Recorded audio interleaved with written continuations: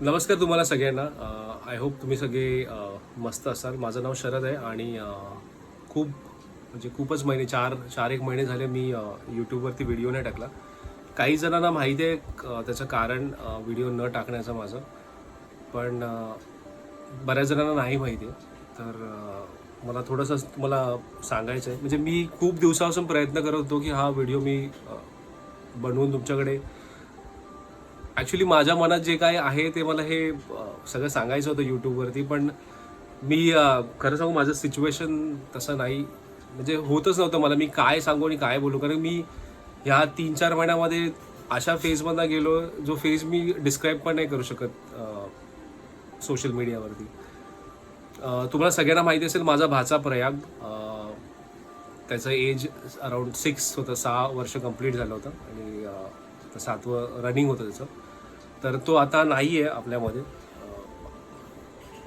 Actually मी ना खूप रडलो आहे. म्हणजे मला असं वाटतं माझ्या लाईफमध्ये ना मी खूप वेळा असं पडलो आहे खाली आणि परत उभा राहिलो. पण ह्या टायमाला माझ्यासाठी खूप डिफिकल्ट होतं आहे.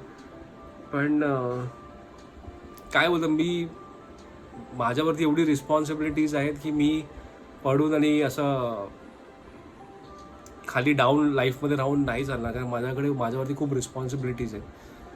तर ॲक्च्युली बऱ्याच जणांनी विचारलं, मी इंस्टाग्रामवरती स्टोरी टाकली होती बाबूबद्दल की तो नाही आहे आणि बऱ्याच जणांनी त्याच्यासाठी मी रिक्वेस्ट केली होती की त्याच्यासाठी प्रे करा. तो आता माझ्याबरोबर नाही आहे.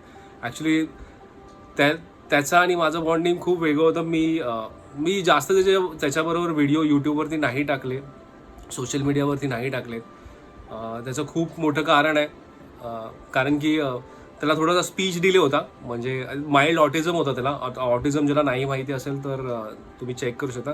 ॲक्च्युली तो लॉकडाऊनमध्ये जन्मला होता. तर मोबाईल फोन इनिशियली देऊन त्याचं झालं असं काय, त्याचं थोडं बोलण्याचं डिले व्हायला लागलं. पण तो हळूहळू रिकवर करत होता. कारण की आम्ही त्याची थेरपी लावली होती आणि तो खूप चांगला रिकवर करत होता. तुम्हाला सांगू तर जे डिफिकल्ट पझल असायचे ना, तो असे फास्ट सॉल्व करायचा ना. माझ्याकडे अनफॉर्च्युनेटली व्हिडिओज नाहीत. मी बनवले पाहिजे होते पण मी बनवलेच नाही. काय माहिती, मला कधी असं वाटलंच होतं की अशी सिच्युएशन कधी येईल माझ्या लाईफमध्ये. मी ॲक्च्युली ठरवलं की मी रडणार नाही. मी स्वतःला म्हणजे हे ठरवूनच बसलो आहे की मी फक्त माझे इमोशन्स आहेत ते तुमच्यापर्यंत पोहोचतील आय होप. पण मला रडायचं नाही सोशल मीडियावरती आणि मी सिम्पतीसाठी हा व्हिडिओ नाहीच करत आहे. मला फक्त एवढंच सांगायचं आहे की सगळ्यांना माझा बाबू माझ्याबरोबर नाही आहे. जिथे कुठे असेल, आता देवाने त्याला नेलं आहे माझ्याकडं लांब. जिथे कुठे असेल तो प्लीज खुश राहो, माझं एवढंच आहे. बाकी मी फक्त देवाला हेच रिक्वेस्ट करतो की जसं तू त्याला नेलंयस ना तसंच मला परत त्याला आणून दे, माझ्याकडे आणून दे. पुढचं त्याचं आयुष्य जे आहे त्याचा रिअल फादर म्हणून मला ॲक्च्युली ते हवं आहे. मी खरंच हे रिक्वेस्ट करतो. मी तुम्हाला पण सगळ्यांना रिक्वेस्ट करतो, माझे तर आय डोंट नो देव ऐकेल की नाही. जर तुमचं कोणाचं ऐकलं तर प्लीज माझ्यासाठी प्रे करा. मला माझा बाबू प्रयाग परत हवा आहे. ॲक्च्युली झालं असं होतं, तुम्हाला म्हणजे तुम्ही जर माझे शॉर्ट्स व्हिडिओ बघितले असेल तर त्याच्यामध्ये मी दाखवलं होतं की माझ्या एका भावाचं लग्न होतं. म्हणजे माझ्या 2 भावांचं लग्न होतं. एक गावी होतं आणि एक मुंबईला होतं. तर झालं असं, मम्मी पप्पा, माझे काका काकी, पूर्ण फॅमिली, माझी बहीण आणि प्रयाग हे 6 तारखेला गावी गेले होते लग्नासाठी. आणि मी त्यांना जॉईन करणार होतो 10 तारखेनंतर. 10 तारखेला लग्न होतं. ते कंप्लीट करून मी संध्याकाळी बसणं, म्हणजे गाडी माझी बुक झाली होती. आणि मला अजूनही आठवतं, म्हणजे मी 6 तारखेला जेव्हा सकाळी ट्रेनसाठी त्याला निघाले होते तेव्हा बाबूला तेव्हाच बघितलं होतं. बाबूला मी तेव्हा बोललो होतो की बाबू काळजी घे, मी येईन 10 तारखेला तुला भेटायला, ठीक आहे, मग आपण मजा करू मस्त बाळावरती. हे त्याला मी बोललो होतो. आणि असं कधी होत नाही, म्हणजे तो कधी आपले कपडे काही कधी भरत नाही. पण ह्या टायमाला त्यांनी त्याचे खूप सारे कपडे ना बॅगेमध्ये भरून ठेवलेले. आणि कृतिकाने त्याला विचारलं होतं, तू एवढे कपडे का भरलेस, कुठे चाललायस? तर तो सारखं ते गाणं बोलायचं, मामाच्या गावाला जाऊया, मामाच्या गावाला जाऊया.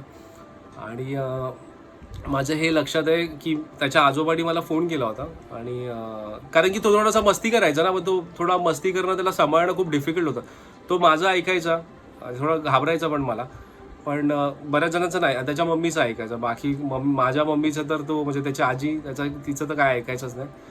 पण त्याचे आजोबा मला बोललेले की तुम्ही त्याला 10 तारखेला मी जसं येईन 11 तारखेला तुम्ही माझ्या घरी घेऊ, म्हणजे त्याच्या गावी सोडा असं बोलले होते. मी त्याला सांगितलं की मी 11 तारखेला त्याला घेऊन येईन तुमच्याकडे आणि सोडीन, म्हणजे तो 2-3 दिवस राहील तुमच्याकडे. आणि मग कारण की तो ॲक्च्युली ना मम्मीशिवाय राहायचा नाही कुठे पण, मम्मी त्याला पाहिजे होती. ते एक रिझन होतं. तर झालं असं 10 तारखेला माझा लास्टवाला काका आहे, तर त्याची फॅमिलीने म्हणजे पप्पा गणपतीपुळ्याला गेलेले आणि मम्मीनी म्हणजे कसं झालं, बाबू मस्ती करायचा आणि एका जागेवर राहायचा नाही ना, इकडे तिकडे धावायचा. तर त्याच्यासाठी मम्मीनी सांगितलं की तुम्ही जावा गणपतीपुळ्याला, मी नाही येत. तर मम्मी आणि माझ्या गावचा काका, काकी आणि प्रयाग गावीच होते. आणि माझे बाकी पप्पा आणि काकाची फॅमिली ते गणपतीपुळ्याला गेले होते. आणि मी 10 तारखेला ॲक्च्युली लग्नाला गेलो होतो. तर मी दुपारी फोन केला होता 3 वाजता, लग्न आटप झालं होतं सेरेमनी. त्याच्यानंतर मी मम्मीला फोन केला की मी आता 5 वाजता मी बसमध्ये बसणार आहे, म्हणजे तिकीट आहे. आणि तेव्हा मी विचारलं होतं बाबू कसा, तर मम्मी बोली बाबू खेळतोय. आणि तो सारखा मोबाईल मागायचा तिकडे. मग मम्मी वैतागायची, जास्त मोबाईल द्यायची नाही त्याला. पण त्या दिवशी झालं असतं तिने मोबाईल तिला दिला असतं तर बरं, मला असं कधी कधी वाटतं दिला असतं तर बरं झालं असतं. तर मोबाईल नाही दिलेला. मग तो संध्याकाळी म्हणजे माझी मम्मी आणि गावची, सॉरी ठिकाणी कुकर लावला, आय एम सो सॉरी, मध्ये आवाज येतो. तर माझी मम्मी, काकी आणि प्रयाग बाहेर खेळत होते, म्हणजे अंगणामध्ये. ते मम्मी काहीतरी लाकडाचं काम करत होती. तर बाबू पण होता आणि बाबू ॲक्च्युली खेळत होता, म्हणजे मम्मी जशी मला मम्मीने जसं खेळत होता. 2-3 वेळा मम्मीने आवाज दिला तर आला, बसला. काहीतरी एक छोटंसं फणस होतं त्याच्या हातामध्ये, त्याच्याशी खेळत होता आणि पाण्याची बाटली होती. तर ॲक्च्युली झालं काय, त्याच्या 2-3 दिवसा अगोदर ना तो ना खूप त्याचं एक ग्रॅस्पिंग पॉवर ना खूप स्ट्रॉंग होती. म्हणजे जसं तुम्ही कराल ना तसं तो म्हणजे ते बघून सेम अटेम्प्ट करायचा प्रयत्न तो करायचा. त्याला ना सवय होती चढायची, उडी मारायची इकडनं तिकडनं, मस्ती करायची. गावचे जे भाऊ आहेत त्यांच्याबरोबर व्हाळावरती गेलेला. आमचं व्हाळ तिरडो, मी तुम्हाला सगळ्यांना, म्हणजे तुम्ही जर नसेल व्हिडिओ बघितला तर तो व्हाळ बघू शकता. ॲक्च्युली मला दाखवायची इच्छा पण नाही त्या व्हाळाला, म्हणजे मला एवढी नफरत झाली त्या जागेशी. तर तिथे तो गेला होता. माझ्या बहिणीने ॲक्च्युली त्याला त्यांच्यावर पाठवलं होतं, म्हणजे काय माहिती तो घरात बसून कंटाळायचा म्हणून पाठवलं होतं.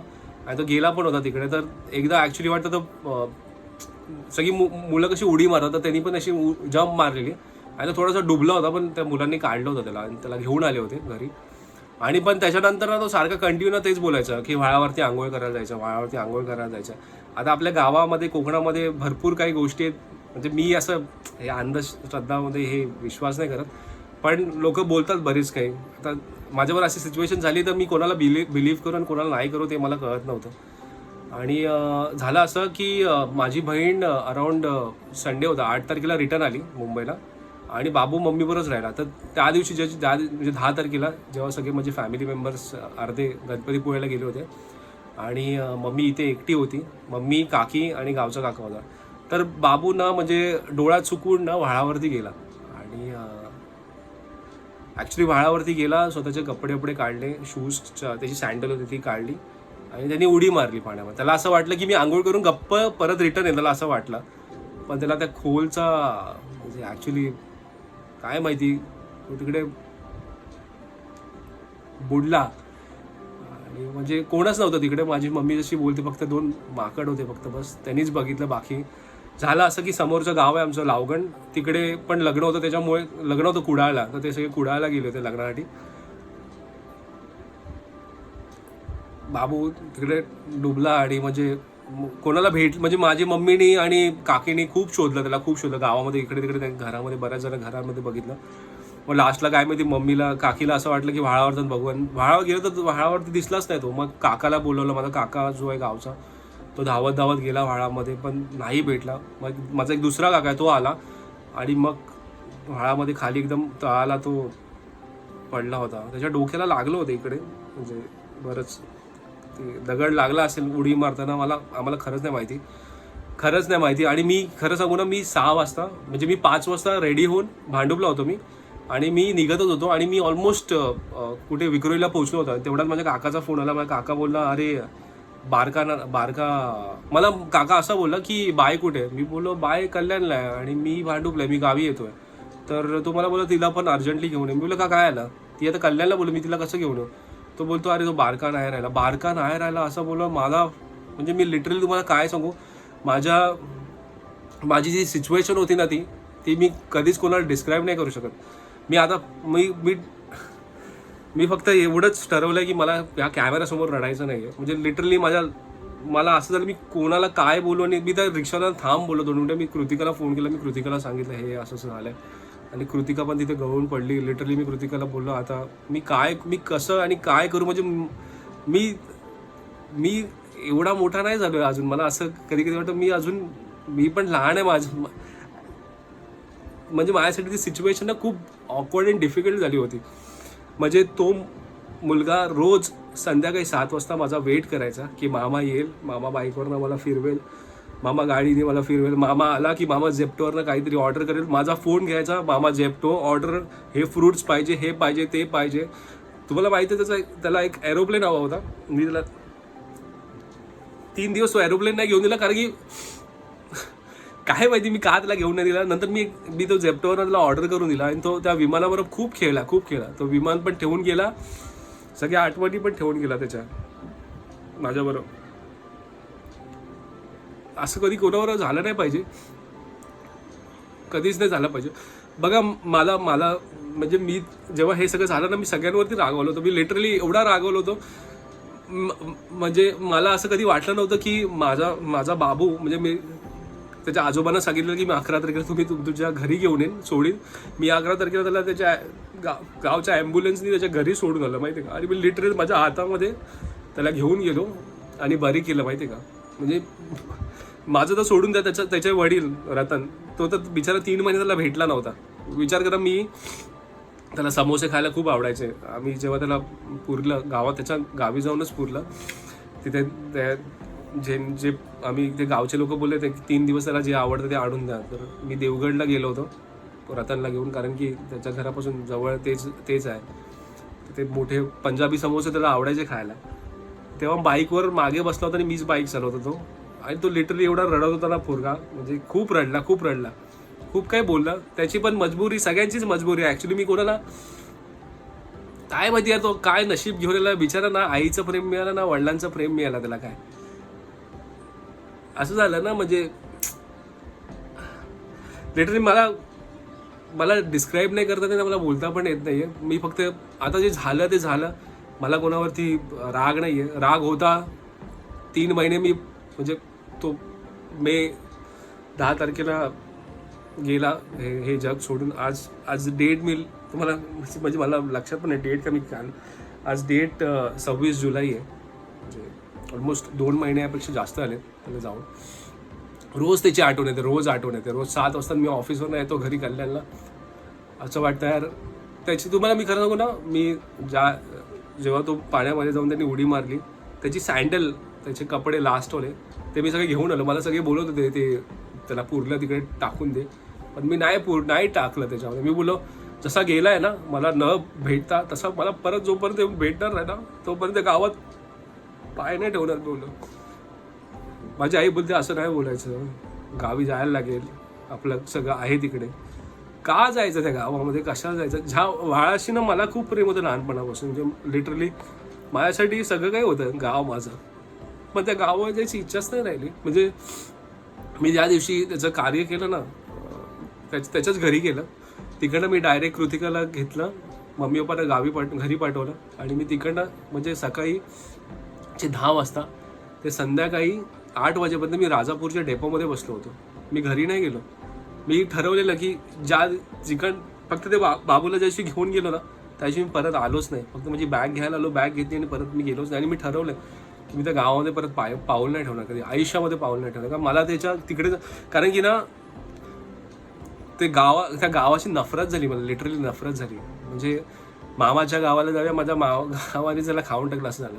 मला सगळेजण बोलतात जे होतं ते लिहिलं होतं ठीक आहे. ते ॲक्च्युली थोडंसं अजून लक्ष दिलं असतं. मला कधी कधी असं वाटतं यार, मी मला असं झालं होतं, मी सुट्टीवरच होतो 6 तारखेपासून.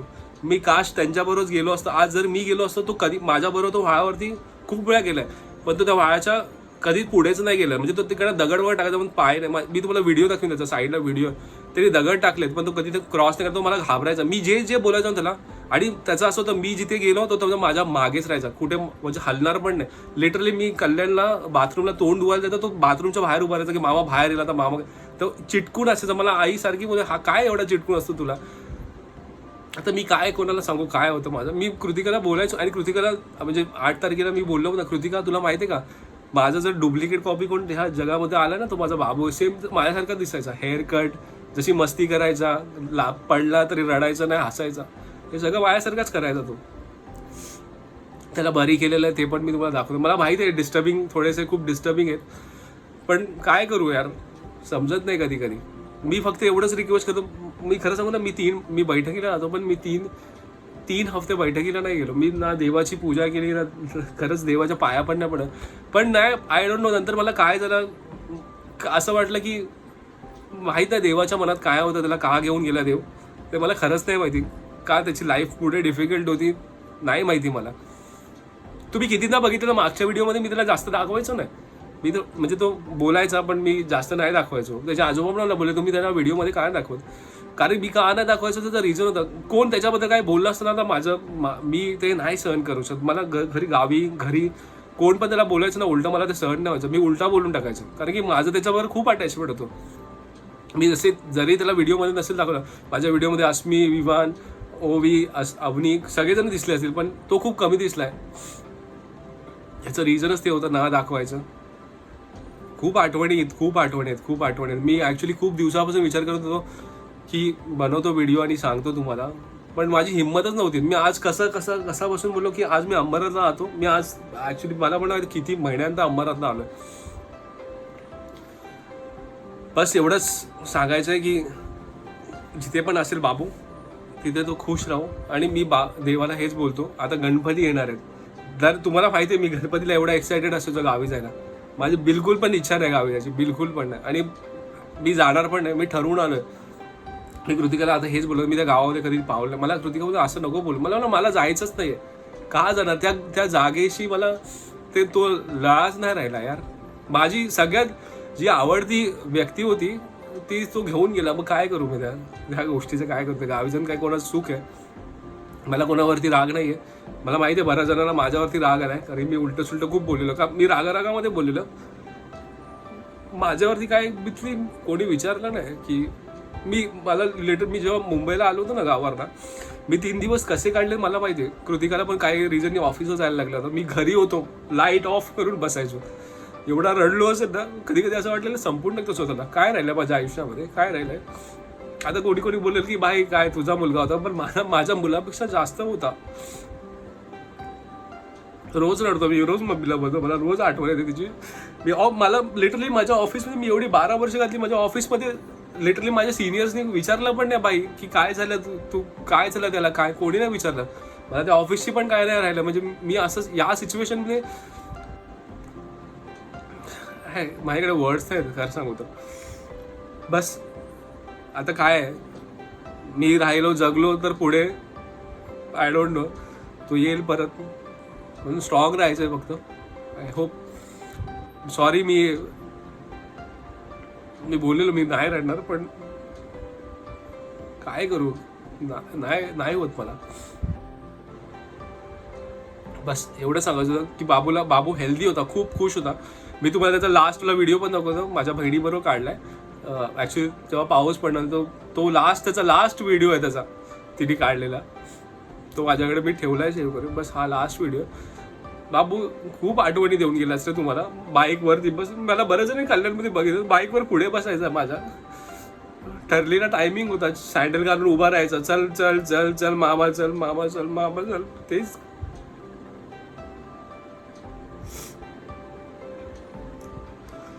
तुम्हाला माहिती आहे माझ्या भावाची मुलं आहेत ना, तो चुकून मला मामा बोलला त्याची, म्हणजे मामा. मला असं एवढं रडायला आलं ना.